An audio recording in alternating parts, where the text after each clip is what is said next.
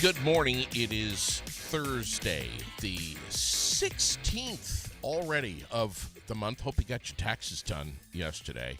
It's 9:02. We're at 58 degrees already, which is so nice. Scattered thunderstorms developing this afternoon. Some of them could be packing a pretty good punch. 72 degrees for the daytime high. A little disappointed. A couple of days ago, they were saying 76, which is almost 80. But we'll take it. We'll take it. I am definitely not complaining. Showers and thunderstorms tonight down around 54, and then tomorrow on Friday, cloudy skies and 68 degrees for the daytime high. Just perfect. John Biondolillo stumbling over here this morning. Hasn't even had a cup of coffee yet, but man, it was nice to come in the short sleeve shirt, though, wasn't it? Absolutely. It's the first day of the year, I think, without a coat. Yeah, I know. It's nice, isn't it? Good morning, my friend. How are you? I'm good. Good morning to you. Man, I haven't seen you in a while. Everything all right? Things been good. I've been busy. What's happening over at BCK Real Estate, right down the road here? We have been busy listing property the last several weeks. I'm sure. Yeah. I'm sure. What's going on across the street? I got to ask you. Do you know? In the old Ormsby building? Yeah. Of course, in Vermont, we always refer to the building like Oh, three owners ago. But always going to be I Ormsby. believe it's going to be apartments. Okay. Yeah. Nice to see some change, some development. The building looks great. The facade of the building, they put it back to the way it was years ago, and modern, with modern windows and doors. It looks great. Yeah. What do you think of? Should we be having apartments right on the sidewalk on North Main Street? What do you say about that? Yeah, why not? We need them. It's a downtown area. You don't need a car. You can walk to just about everything. Mm-hmm. I think it's great. Okay. We have a lot to talk about this morning. It's been a while since I've had you on. Every time I hear the H word, housing or homes or anything like that, I generally think of you guys over at BCK Real Estate. I've walked by. I've seen some of the listings that you've got in the window. We're going to show some of those on the monitor here in just a little bit. But first, though, I want to read something that I'm going to ask you a lot of stuff. I'm going to ask you about the housing market and how is it being impacted by the war in Iran and all that stuff. But first, something that I clipped out of the World newspaper that I want to read here and get your response on. And I know you'll have an opinion on this. Listen, we'll say to folks right now, this is aired out is off the cuff. It's live. It's very, very much non-scripted. Poor John comes in here. He doesn't know that I'm going to throw this at him. Yeah, I thought we were just going to talk about a few houses. Well, we are going to talk about a few houses. Of course we're going to. All right, hit me. I'm ready. But you know what, though? Honestly, on a serious note, this is people are getting the authentic John Biondolillo right now because you're real. You say it like it is, even though I'm throwing something at you here. Here it is. I'm going to read it. Governor Phil Scott signed Executive Order 625, which aims to promote housing construction and rehabilitation and address Vermont's severe housing shortage. The order addresses regulatory barriers and permitting requirements, energy code standards, and permitting costs associated with housing projects. Currently, a quarter of Vermont renters spend more than 50% of their income on housing costs, which will continue to trend in the wrong direction if action isn't taken. Here's the big one. Here's the big takeaway. With 40,000 new homes needed by 2030, that's in a couple of years, to meet the demand, Governor Scott's executive order takes steps to increase the pace of home building in the state. What say John Biondolillo on this? I mean, I think we're in a tough spot. I mean, I don't know the specifics of that executive order. I know that one of the biggest items, if not the biggest item on the governor's agenda, has been to have more housing, and we certainly need more housing. The devil's always in the details. I don't know. It's pretty hard to turn a big ship on a dime, and Yeah. I don't know how much impact permitting reform can have right away. It seems like the majority of the development ends up in Chittenden County, so it doesn't really necessarily help us here so much. Yeah. That's not necessarily on purpose, but just they have the infrastructure and frankly the staff, the town planning staff, much more abundantly than we do here in Central Vermont to be able to handle those kind of projects. Yeah. Yeah. Article continues saying the order requires performance metrics to be reported to the governor's office on a monthly basis. Metrics include the average permit processing times for housing projects, number of permits issued under expedited procedures, the impact on fee revenue, and any resulting budget adjustments, as well as regulatory barriers identified and resolved. Do you think the governor is, and I know this is a little bit of a blanket here, is as fully aware of the crisis in our state when it comes to housing? I think he's more aware than most people, and Okay. I mean, I don't Fair want enough. to get too political, but I think he's more aware than most of the people in the state house, honestly, and that's part of the issue. All right. You say the affordability problem isn't a lack of financing. Expand on that a little bit. Well, there's ample financing. The challenge that we have is that one of the challenges is that there's really there's not a lot of options for people when they get older to, like, for senior housing or assisted living. There's some, but it's not here in abundance, and so they stay in their houses as long as they possibly can. Sometimes too long, honestly, and so their houses never come on the market. And so people that maybe want to, they're in the middle of the market or have a starter home that want to move up, there's nothing to move up to.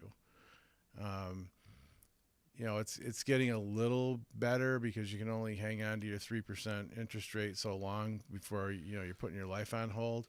But the people, older people, options are slim, and that's part of the difficulty. Wages. Able to keep up with rising home prices? I mean, on the face of it, you would say no, but I've been hearing this for decades, so not to date myself, but I mean, honestly, part of the challenge is that,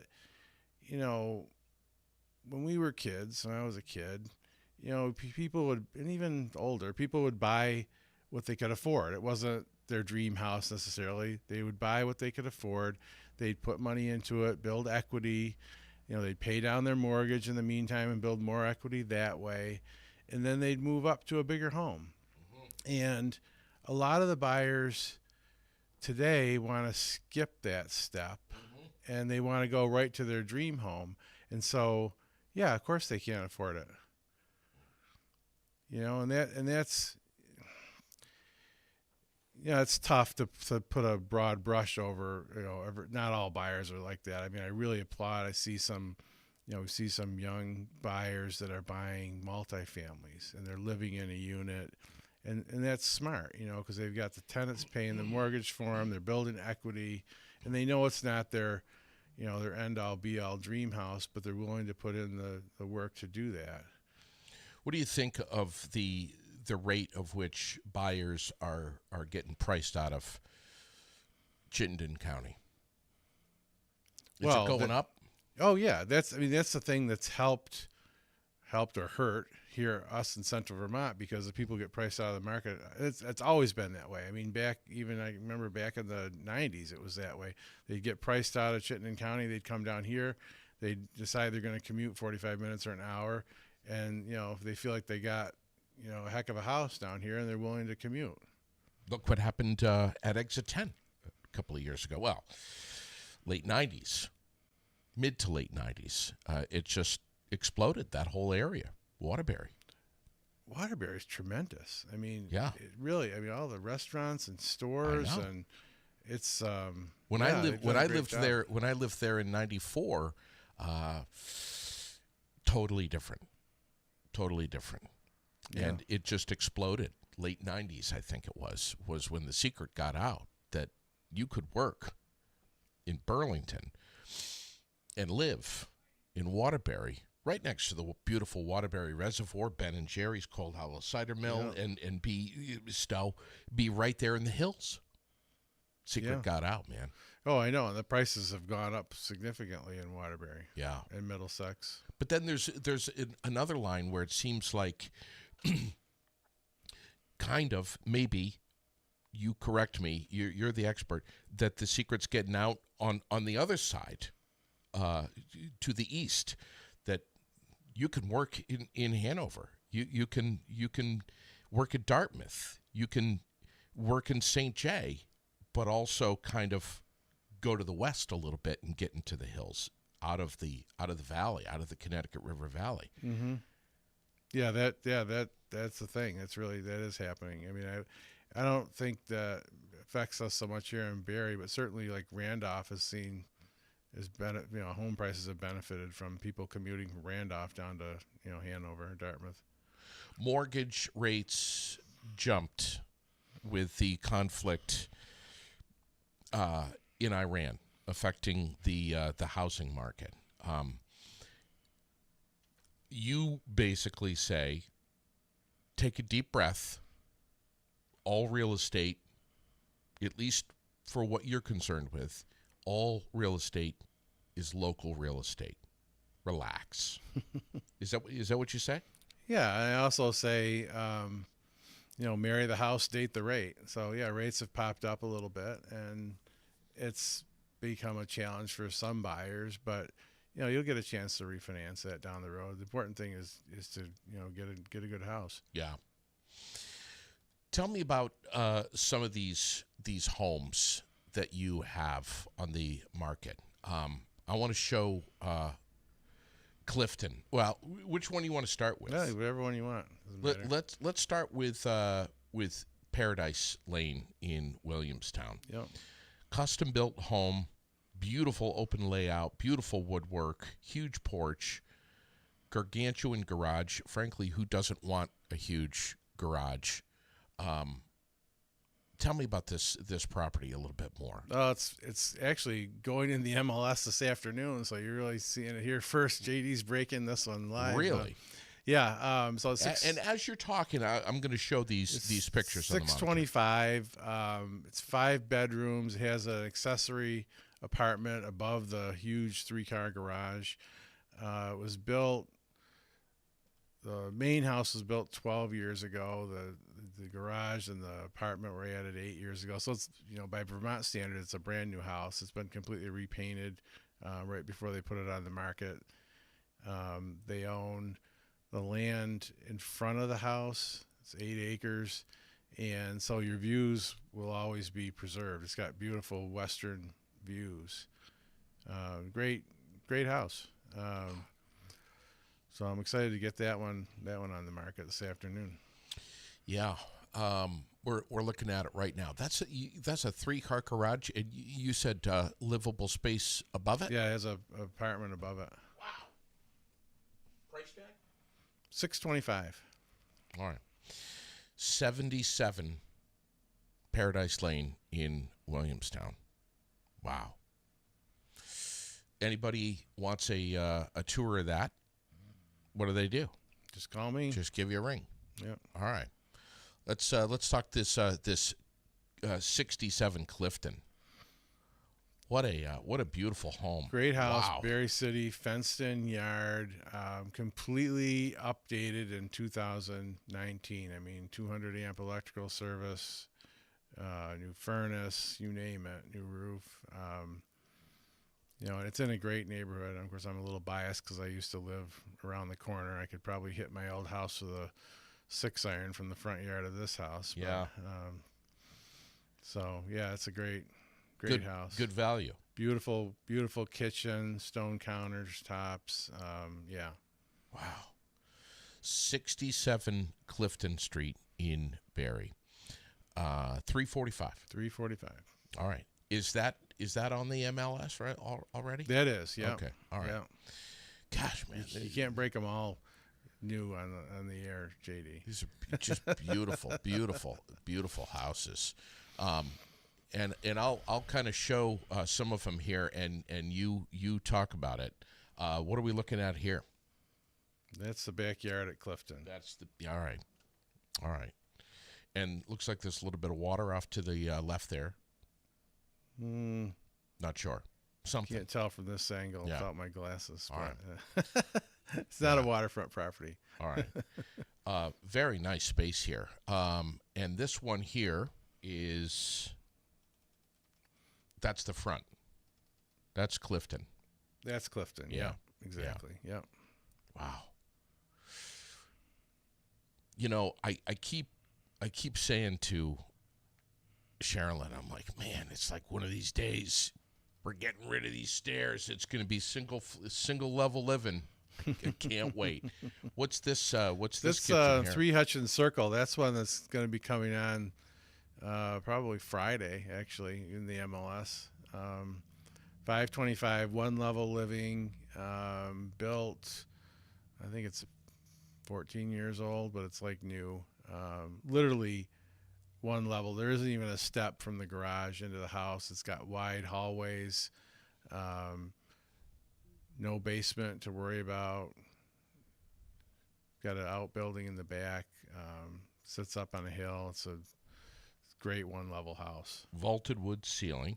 Yeah, I think it's a little over 2,700 square feet. And what is this? Is that the living room? That's I guess I'd call that the family room. Okay. Yeah, it's got really cool wood ceiling and. Jeez. Yeah. That's amazing. I love that. Again, this is in Barrie at 3 Hutchins Circle. Barrytown, yep. Very unique. Very unique. What else do we have? Let's see what I got here. Oh, this one is that's it. That's right 3 there. Hutchins. That's in the back. Yeah, Yeah. big backyard. Yeah. Yeah, and then we've got some coming on that I don't think I sent you pictures of. We got a single wide mobile home. It's not that old, actually. It's going to come on for $150 in Berry City. The owner just put a new roof on it. Lindbergh Ave? Yeah. Okay. He's in the process of getting the yard cleaned up and everything, looking good for curb appeal. That'll be coming on the market. Depending on when all the work gets done, I'd say probably in about a week or so. Okay. Talk about affordable. There you go. It's 150. 2-bedroom. Yeah, it's unheard of. So I expect that one's going to have a lot of activity on it for sure. Yeah. Entry level opportunity, good for buyers looking to get in to something affordable. 150. ADUs seem like they're kind of popping up now. I mean, Fectos is just they're moving them, they're selling them. Oh yeah, yeah. I mean, there's some real advantage to that, and the state seems like they're pretty friendly with regard to that. Well, yeah, it's a state law, so it supersedes any local zoning. So you can't turn somebody down. You can have up to 30% of the square footage of the house as an accessory dwelling, in-law apartment, some people call them. Yeah. Backyard, cottage, whatever. Yeah, so that's... What are they, 900 square feet, something like that? 900 or less, I think. Yeah, but it can't be more than 30% of the house. So... I mean, there's an example of something that the state did that's good because it encourages, people, apartments, somebody can live in them. Kids, Addition, yeah. friends, relatives, Yeah. mother, father, list goes on. Yeah. You get in a fight with your wife, you're in the backyard cottage for a week, maybe 2. No, it's a basement. Living the good life. The garage. That's why men always want a big garage, right? What else? I've got one. Fecto Circle. Yeah, can't give too many details about that, but that's going to be coming out, I think, at $275. It's a 2-bedroom with a extra room on the first floor. Beautiful unit, backs up to green space. That's a condo. That's a condo. Okay. Yeah. Wow. These other pictures here that have slipped by me here. Which one is this here? That's Paradise Lane. Look at that. Williamstown, 625. Oh my God. What I would do to have bookshelves like that built in. Oh man, it's so beautiful. And then there was another one here. This one here. That's Paradise. That's Paradise also. Same home. Yep. Looking down at the kitchen. Yep. Amazing. Williamstown. Mm-hmm. 77, I think. 77 Paradise. Yep. Yeah, Paradise Lane. 8.3 acres. Wow. Any others that are coming up right now? Can't say too much. I got one coming up on East Montpelier pretty soon. It'll be a good one. I'm going to have a farmhouse in Barrytown on a couple acres. That's going to go quickly. It's going to be priced around $400. Okay. So yeah, it's really broken wide open. I mean, it was dead this winter, both buyers and listings, and it's just broken wide open the last 3-4 weeks. I feel like, back in the days when I used to list 25, 30 properties in a month. Yeah. And I don't think I'm quite there yet, but what's considered a rough winter? Less than 10 listings? I don't know. I never really thought about it in those terms. I just think about how busy I am or not busy. Yeah. But things are phones ringing now. Yeah, definitely. Once that grass greens up a little bit, bud. Well, we had those 2 warm days like 4 weeks ago. Honestly, that Yeah. kind of changed everything. Even though the weather's not been that great since until about yesterday, But you say, don't necessarily wait for the snow to melt. people don't always listen to me, JD. I know a lot of people on that the air this morning. I know a lot of people that are putting their houses on now. It's good. They're still ahead of the curve because everybody thinks they got to wait till like the 3rd or 4th week in May because everything's going to be green. But that's when most of your competition is. And again, this isn't a COVID market. This is we're back in a normal market. So in a normal market, there's only so many buyers every year. So you're better off getting on the market early. Yeah. And getting one of those buyers than waiting. Yeah. And get it listed as early as you can in the year, and find those photos that you have of that green backyard with the beautifully mowed lawn. Just because you don't have to take a current picture always. That's right. Yeah, a lot of us, including myself, need to be reminded of that. We don't think that way. Tell me about the mortgage rates. They're moving around a little bit.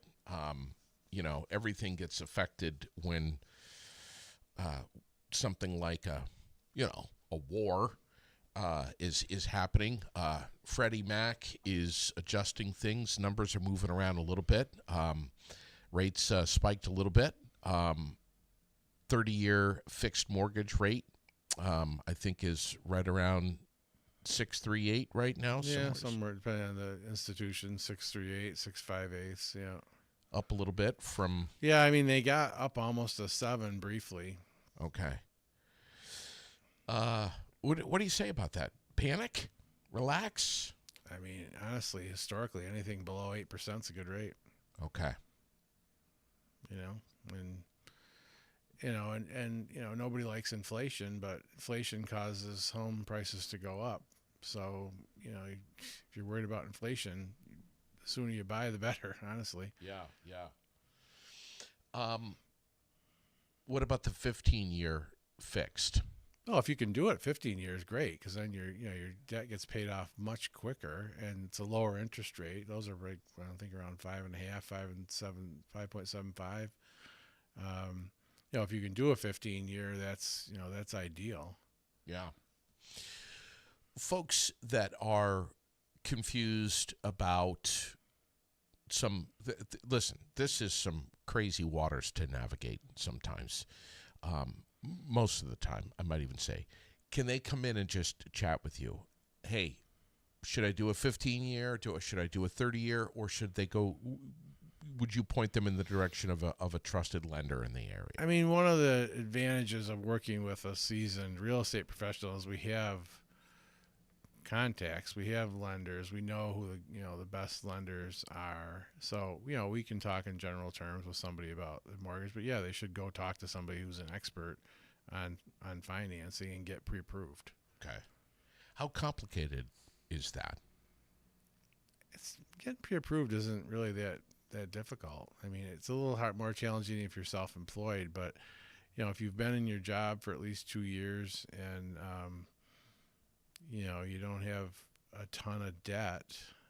Even if you do have a ton of debt, a lot of times some of these lenders will tell you what you need to do. They say, oh, you're not ready to buy now, but if you do X, Y, and Z for the next 6 to 12 months, your credit score is going to be here and you'll be able to buy. What did you say earlier? You said marry the house? Marry the house, date the rate. Yeah. So if you really love something, if you really have your sense of place, stay with it. Yeah, I mean, my first house, I mean, I stretched to buy as much house as I could. It was a little condo. I mean, I had lawn furniture in the living room for the first 9 months because I couldn't afford to buy. I put all my money into the house to be able to buy the house. Sure. So you do what you got to do to buy a house. It goes back to what I said. People, you can't always start off with your dream. You can't start with your dream house necessarily unless you win the lottery. Yeah. The age old question: should I buy? Should I rent? How do we get the answer to that for folks that are renting? They've been renting for a long time, and they just get comfortable with that norm and don't necessarily wonder, hey, is it even possible that I could buy something? You encourage them to explore, get an answer to that question. Yeah, I mean, and buying isn't necessarily right for everyone. If you you're in a transitional phase of your life and you don't think you're going to be in a particular area, a particular job, renting is a good option. Or you're really super busy, you don't have time to take care of a house, then if you don't buy a condo or something, then renting's a good option because you just you leave in the morning, you come back, you don't worry about anything. Right.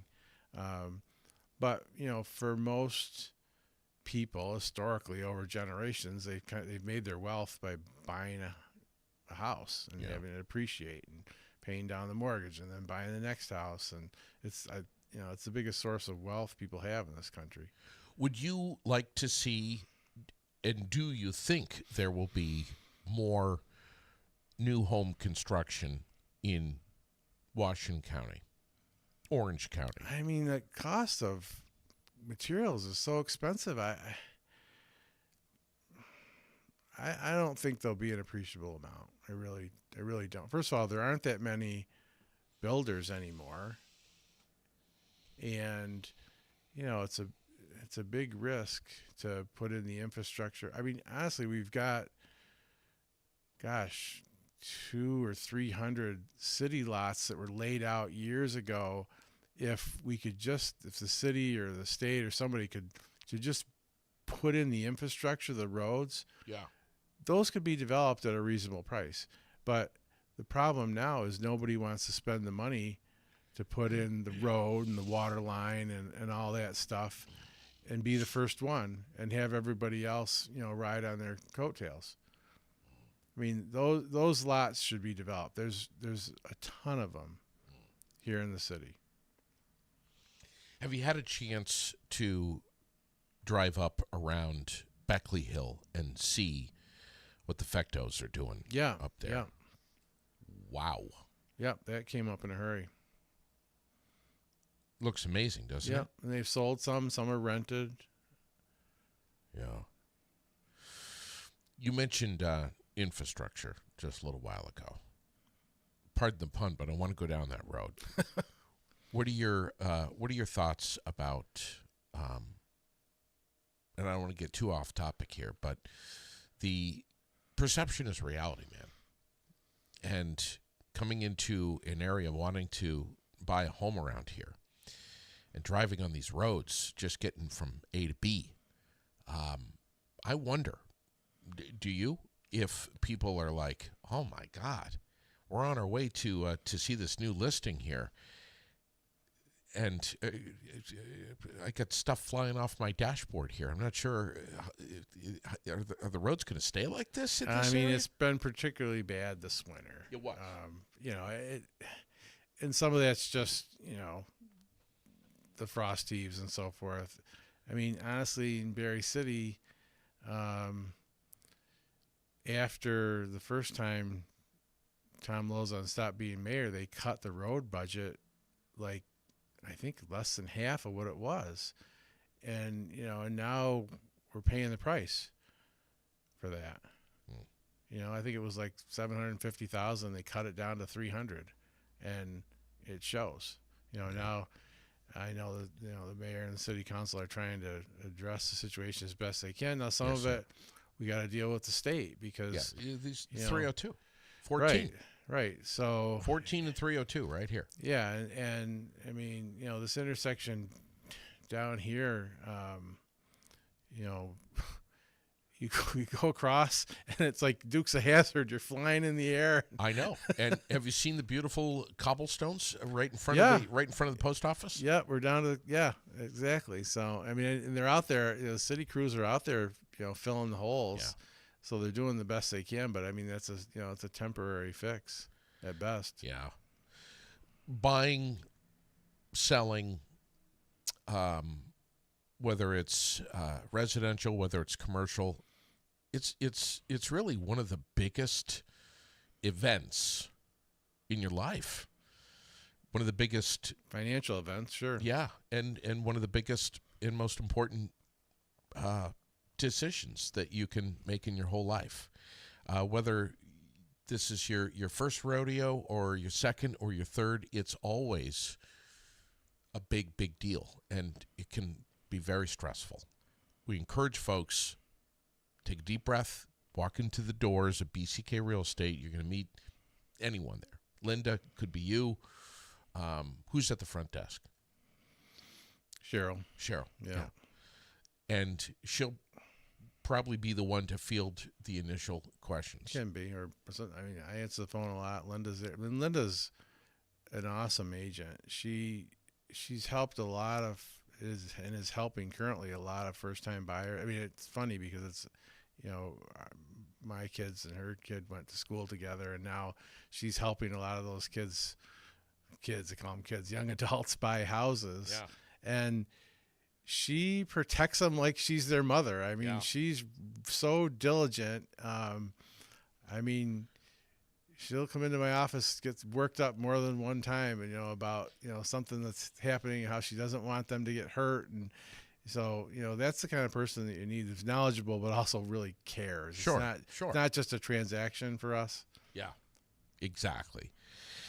Talk about the first of all, BCK's been around for what now?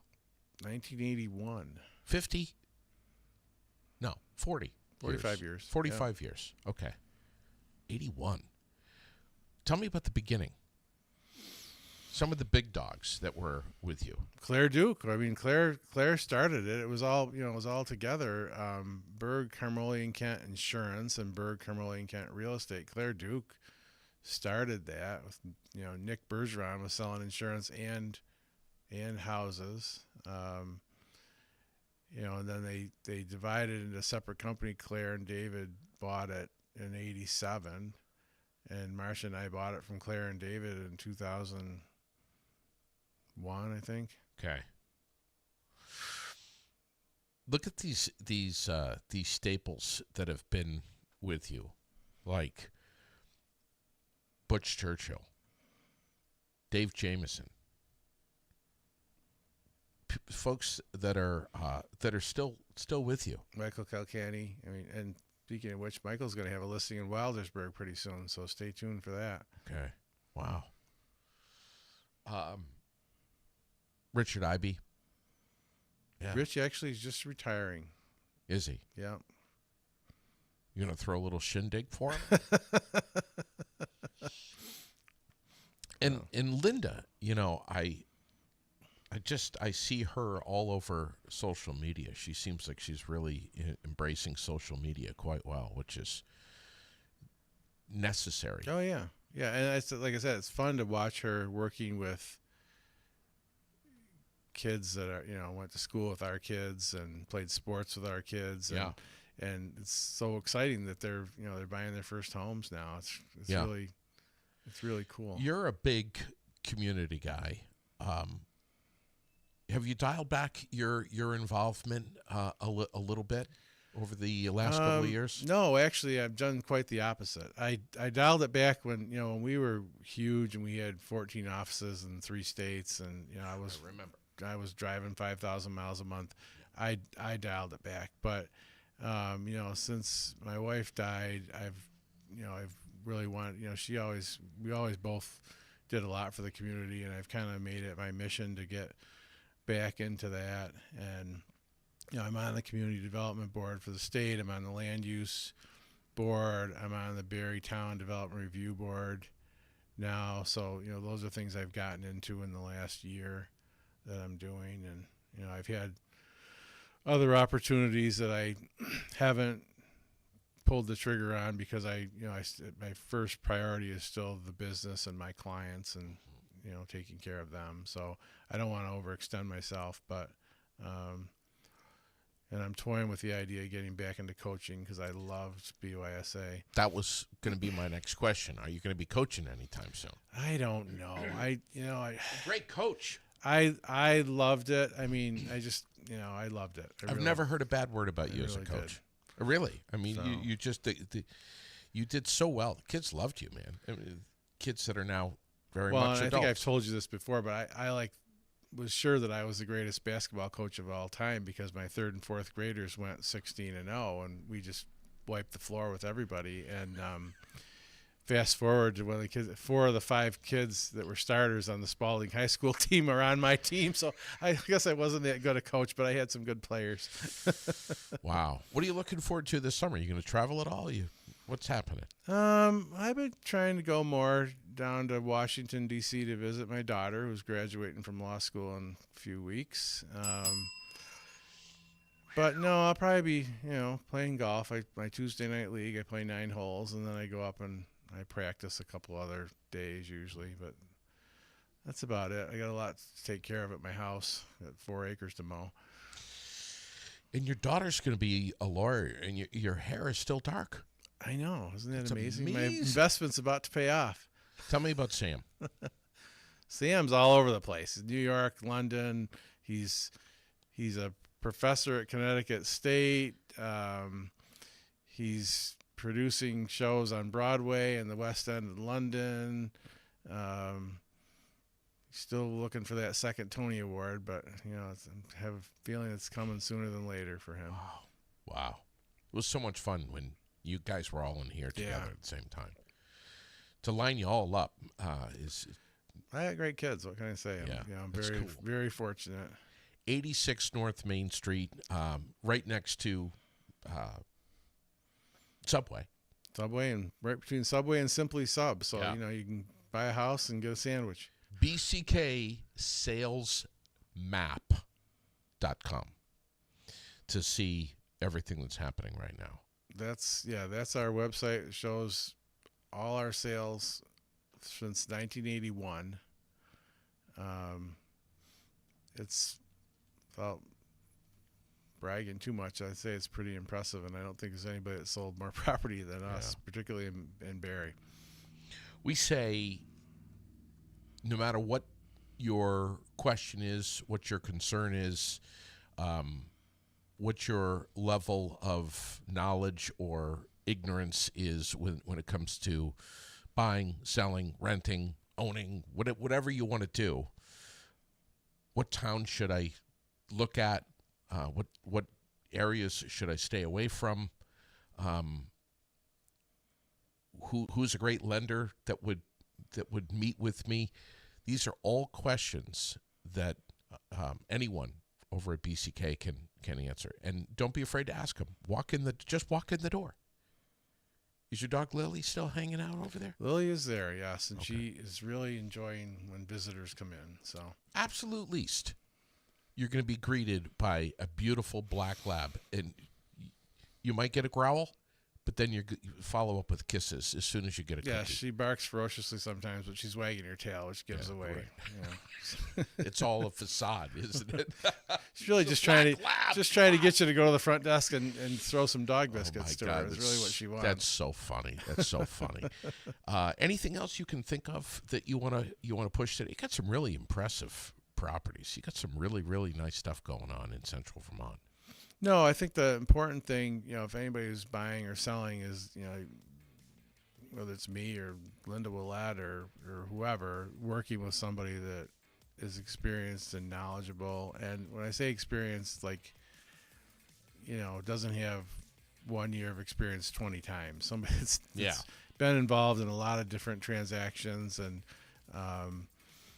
because it's gotten more and more complex every year. And there's a lot of pitfalls, not even just like that you could fall into trying to sell on your own, but if you have the wrong agent, for instance, this week we had a deal fall apart. Agent from another office who will remain nameless, but he had an old pre-approval, and his interest rates went up. His client was right on the edge financially, and they didn't qualify for the house that they wanted. And Within a week's time, because the rates changed? No, that they had, when they got pre-approved, rates were 0.5% lower because they got approved a few months ago. Yeah. And he hadn't gotten an updated letter, and so those buyers are really disappointed. And that's a minor example, but there's other pitfalls. It's not just real estate's not just like throwing a sign out and putting it in the MLS. Yeah. And I always say we earn our money once it's under contract. Really, as hard as it is sometimes to get things under contract and negotiate those details. But there's just a lot of you got to deal with the appraisers and the home inspectors and the lenders, and there's just a lot of things that come up. And if you do things the wrong way, it can jeopardize the whole transaction. And honestly, one of the worst things that are my pet peeve in our industry is that a lot of agents like to negotiate by text and email. And ideally you talk face to face. That's not really practical, but when you talk on the phone, you have fewer misunderstandings. And these agents, because they're doing everything electronically, and we sign documents electronically, and I do that too often, but you can't negotiate by text. Yeah. There's too much room for mistakes and misunderstandings. Yeah. And these are people's, hopes and dreams you're dealing with. It's not, something you can do casually, especially if you're in a hurry. Sure. And you think you're being efficient and you rip off a quick text and it comes across as curt or just the wrong tone. Yeah. So phone conversation is much better. And I always tell my agents is, remember, you're going to do way more transactions with other agents than you're going to do with even your best client. So you need to treat them with respect and be collegial.